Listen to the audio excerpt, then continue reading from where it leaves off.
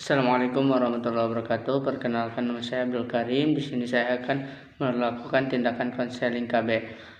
Konseling KB yaitu proses penyampaian informasi kepada klien terkait bagaimana cara menggunakan KB, metode dan alat kontrasepsi.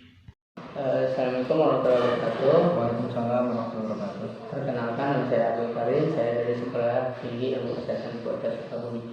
Nah, di sini sebelumnya nama Bapak siapa? Tono, Pak. Tono. Nah, Bapak sebelumnya kesini mau apa, Pak? Ya, jadi istri saya kan baru melahirkan ya, Pak. Rencananya istri saya mau di KB sih, Pak. Jadi saya ingin tahu aja informasi tentang KB, Pak. Oh iya.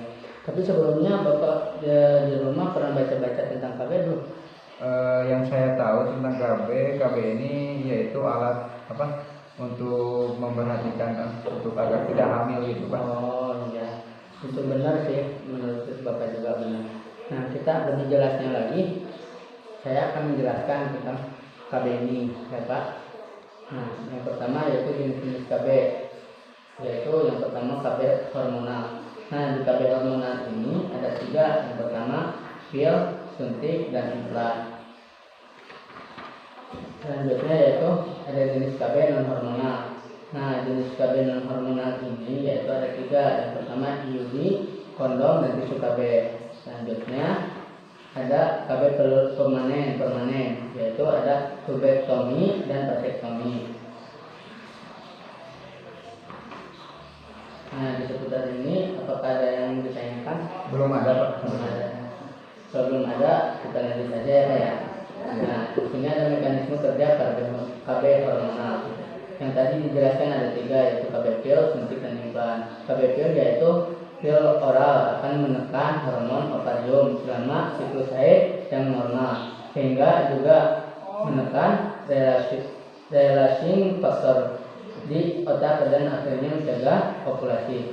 Nah, di sini ada yang kedua yaitu suntik, mengentalkan lendir di leher rahim sehingga sperma terhalang dan sulit masuk ke rahim untuk membuahi sel telur, membuat lapisan rahim menjadi lebih tipis sehingga bila ada sel telur yang berhasil dibuahi, sel tersebut tidak akan berkembang karena kondisi rahim tidak mendukungnya. Nah, yang terakhir yaitu implan. Implan ini yaitu melepaskan hormon progestin ke dalam darah sedikit demi sedikit. Progestin ini akan mencegah indung telur atau ovarium, melepaskan sel telur serta dalam rahim dan membuahi sel telur. Selanjutnya yaitu ada mekanisme kerja KB non hormonal. Nah, yang tadi saya jelaskan ada 3. Yang pertama kondom. Kondom yaitu menampung air mani dan sperma di dalam kantong kondom sehingga mencegahnya memasuki saluran reproduksi wanita. Yang kedua yaitu IUD. IUD ini yaitu menghalangi sel sperma untuk masuk ke tuba falopi atau saluran antara rahim dengan indung telur, sehingga pembuahan sel telur ini tidak akan terjadi. Alat KB ini juga membuat sel telur lebih sulit dibuahi dalam rahim oleh sel sperma. Yang terakhir yaitu tisu KB. Nah, di sini tisu KB ini mengandung zat aktif jenis surfaktan yang berfungsi untuk melumpuhkan sperma. Nah, selanjutnya yaitu mekanisme kerja KB. Mekanisme kerja KB ini yaitu ada 2. Yang pertama tubektomi, yaitu dengan memotong atau mengikat saluran tuba falopi. Dengan demikian sel telur pun tidak akan bisa menemukan jalan menuju rahim. Sel sperma juga tak akan bisa mencapai tuba falopi dan membuahi sel telur. Yang kedua yaitu vasektomi. Nah, vasektomi ini yaitu memblokir atau memotong vas deferens, tabung yang membawa sperma dari testis. Vasektomi ini menjaga sperma keluar bersama cairan semen saat terjadi ejakulasi.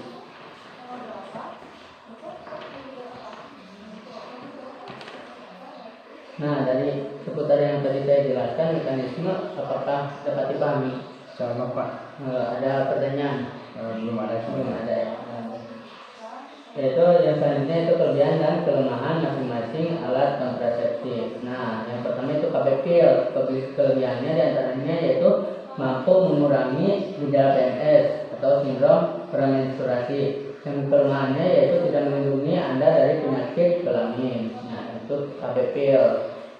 Yang suntik yaitu kelebihannya yaitu sangat efektif pencegahan kehamilan jangka panjang, tidak berpengaruh pada hubungan seksual, tidak mengandung estrogen sehingga tidak berdampak serius terhadap penyakit jantung dan gangguan pembekuan darah, tidak mempengaruhi ASI, efek samping sangat kecil. Klien tidak perlu menyimpan obat suntik. Nah, kekurangannya ya Pak, gangguan haid, keputihan, jerawat, rambut rontok, perubahan berat badan, perubahan libido.